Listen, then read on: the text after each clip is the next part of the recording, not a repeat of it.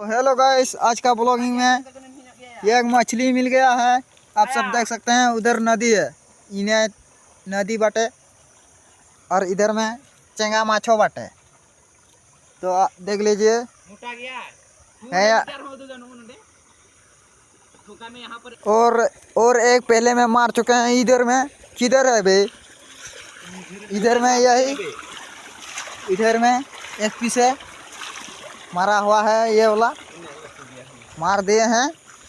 और इधर में एक तो है जिंदा वाला, देख लीजिए। आजकल माछो सस्ता हो गया है। नया ब्लॉग में आप सभी को दिखाना चाहूँगा। फिर से मिल गया है ये एक तो चुंगा मच्छा, ये 3rd नंबर वाला है।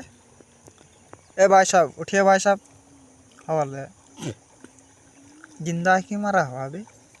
ओ जिंदा है। मार दिया किधर रुआड़े में लगा।